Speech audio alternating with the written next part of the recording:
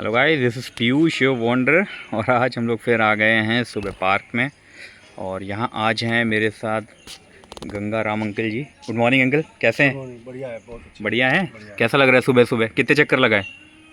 लगभग 3 चक्कर, और घर से यहाँ तक आधा किलोमीटर। अच्छा, लगभग डेली सुबह शाम मिलाकर के 3 किलोमीटर प्लस। 3 kilometre plus. और अभी एज कितनी है आपकी? 61 ईयर्स में 3 किलोमीटर प्लस चल रहे हैं। तो आप लोग कमेंट सेक्शन में बताइए आप लोग कितने किलोमीटर चलते हैं डेली, ठीक है। और अंकल जी, आप थोड़ी चर्चा कर रहे थे आज के यूथ के बारे में कि थोड़ा सा कंफ्यूज है, उनको मतलब क्या जानकारी नहीं है, किस तरफ जा रहा है, तो आपको क्या लगता है इस बारे में? आज का हमारा जो युवा समाज है, जिसके कंधों पे देश समाज राष्ट्र की भागदौड़ है, किसी भी देश समाज धर्म की दिशा यूथ के ऊपर निर्भर करती है। यूथ हमारा भ्रमित है। भ्रमित होने के 2 कारण हैं कि एक तो जो उसके पेरेंट्स हैं, माता पिता हैं, वो अपने बच्चे की सही देखभाल ना कर पाना। पैसे तो खर्च कर देते हैं, लेकिन अब मेरा बच्चा कर क्या रहा है, उस पैसे का क्या कर रहा है, जिसके लिए मैंने जहाँ पर भेजा है उस पर इस्तेमाल कर रहा, पढ़ रहा है कि रेस्टोरेंट में जा रहा है। तो एक तो हम उनको सबसे पहले अगर किसी को दोषी मानते हैं तो उनके माता पिता को दोषी मानते हैं कि अपने बच्चे की जिस तरीके से कुम्हार कोई बर्तन गढ़ता है तो ऊपर से ठोंकता है, अंदर से हाथ लगाए रहता है, कहीं खराब हो तो संभाल ले, वो उसको संभाल ले। ये देखते रहना चाहिए कि हमारा बच्चा की दिशा उस पर आँख बंद करके भरोसा नहीं करना चाहिए। उनको बच्चों को पता नहीं रहता ना क्या सही है क्या गलत है। आपने ज़िंदगी देखी है, आपको पता है। दूसरे ये है कि जो भी जहाँ पर भी है उसको शॉर्ट टाइम में, बहुत कम समय में सफलता चाहिए। पेशेंस नहीं है। उसके लिए कुछ भी काम करने को तैयार हो जाता है।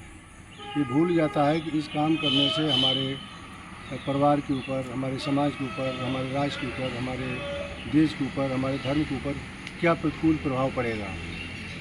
तो नैतिक अनैतिक दोनों काम कर लेता है वो। इसलिए सबसे ज़्यादा अगर किसी को सुधारने की, संवारने की आवश्यकता है तो यूथ को आवश्यकता है। तो उसके लिए हम लोगों की जिम्मेदारी बनती है, नैतिक जिम्मेदारी बनती है कि हम लोग अगर ऐसी कोई स्थिति में किसी को देखें तो उसको, उसकी कमियों को सुधारते हुए उसको ठीक करने का प्रयास करें। पर आजकल के बच्चे सुनते नहीं हैं, कैसे ये किया जाए? फिर क्या सॉल्यूशन है? सबसे बड़ी मैंने आपसे पहले बात कही थी, वो ये बात कही थी कि जो पेरेंट्स हैं जी, वो सुनने को तैयार नहीं है। वो अपने बच्चे को सही मानते हैं और हमको भी मानते हैं कि हमारे बच्चे को ये भ्रमित कर रहे हैं, गलत शिकायत कर रहे हैं, और वो हमको गलत मानते हैं। आंखों में पट्टी बांध ली है क्या उनने?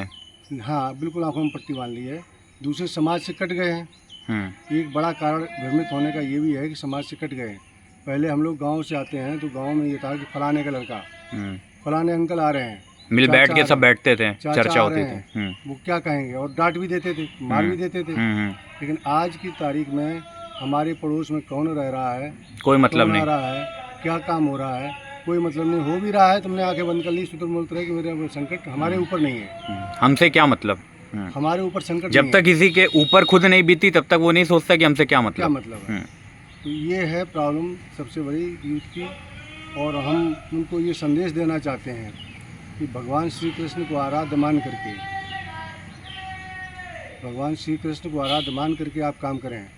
जो भी काम करें वो ध्यानपूर्वक करें। अगर आपको जो है इस समय खेलने का काम है तो खेलिए, मन से करिए, मन से खेलिए, ध्यान से खेलिए, पूरे मनोयोग से खेलिए। और जब पढ़ने का समय हो तो मन से पढ़िए, मनोयोग से पढ़िए। मित्रता के समय में बिना भेदभाव करके खूब, उन्होंने लिखा है किसी ने, खेलत में नहीं कोई काऊ को कुसैया। जब हम लोग खेलते हैं तो हमें ये ज्ञान नहीं होता है कि कौन बड़ा है, कौन छोटा है, कौन क्या है, कोई भेदभाव नहीं। और जब हम समरस हो जाएंगे तब एक दूसरे की समस्या को समझ पाएंगे। बिल्कुल सही बात है। पहले हमें समता लानी है, पहले हम मिलें, समता माने मिलें। जब हमारे आपके संपर्क कैसे हुआ, हम इस पार्क में आए, आप इस पार्क में आए जी, कुछ दिन चक्कर काटे, लगाए, टहले, तो हम आपसे, हमारी आपकी समता हुई। समता माने मिलना हुआ। फिर चर्चा हुई, फिर समरसता हुई, एक दूसरे के पास बैठे, समरस हुए, मिले, फिर हमारी आपके बीच में समानता आई। समानता 30 पीढ़ी है। और जब समानता आती है तो फिर हम आपसे डरने लगते हैं, आप हमसे डरने लगते हो, अंकल आए हैं, कोई ऐसा काम न करो जिससे कुछ बुरा लगे या कुछ हो। डांट पड़ेगी, घर में शिकायत हो जाएगी। बिल्कुल सही बात। आजकल सबसे बड़ी अगर समस्या है तो घटते परिवार, छोटे परिवार, जिससे बच्चे हमारे न्यूक्लियर फैमिली हो गई है, क्योंकि सब बड़े बड़े शहर में जॉब मिलती नहीं अपने गांव या आसपास, तो लोग शहर में निकल जाते हैं। जैसे कि आपके बड़े बड़े हो गए, दिल्ली हो गई, मुंबई हो गई, है ना, बैंगलोर हो गया।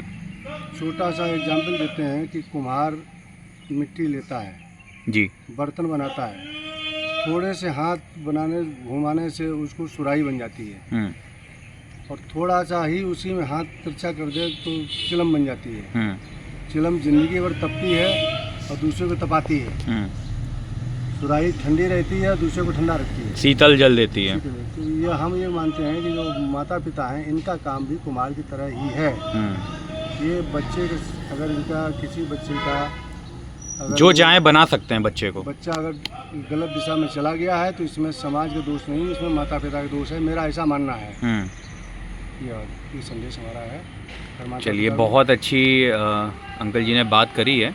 तो जितने भी पेरेंट्स हैं और जितने भी मतलब आप इतना समझ लीजिए, सब लोग जितने पेरेंट्स हैं वो सब इस बात को थोड़ा गहनता से और गहराई से सोचें कि बच्चे तो आप ही के हैं, है ना, आप ही के लिए फ्यूचर में करेंगे। तो उनको अगर आप पहले से ये सब चीज़ें सिखाओगे, है ना, और पहले से उन्हें समझाओगे कि क्या सही है क्या गलत है, ठीक है, उसके ऊपर पर्दा नहीं डालोगे, ठीक है। पर्दा डालना एक सबसे गलत चीज़ होती है, बिकॉज क्योंकि हम लोग पर्दा डाल देते हैं तो ये सोचते हैं कि हाँ सब सही चल रहा है, पर वो सही नहीं है। आपने उसको सपोर्ट कर दिया, अगली बार फिर वो करेगा वो, क्योंकि उसको तो पता है कि आप पर्दा डाल देते हो, है ना। आप जब वो गलती करे आपको तुरंत मना करना है फर्स्ट टाइम में ही, तो उसको ये रहे कि हाँ भाई गलती है, ये गलत चीज़ है, मुझे नहीं करनी है। तो ये सब कुछ छोटी छोटी सी चीज़ें हैं जो कि लॉन्ग रन पे आपको रिजल्ट देती हैं, ठीक है। और जो ये चीज़ें समझ जाते हैं वो ये काम करते भी हैं। कुछ पेरेंट्स, मैं ये नहीं कह रहा सारे पेरेंट्स ऐसे हैं, कुछ पेरेंट्स हैं बहुत अच्छा काम कर रहे हैं, उनके बच्चे फिर रिजल्ट्स भी अच्छे देते हैं, उनका एक लक्ष्य होता है उसको अच्छे से हासिल करते हैं और फिर अपने माता पिता का नाम भी रोशन करते हैं।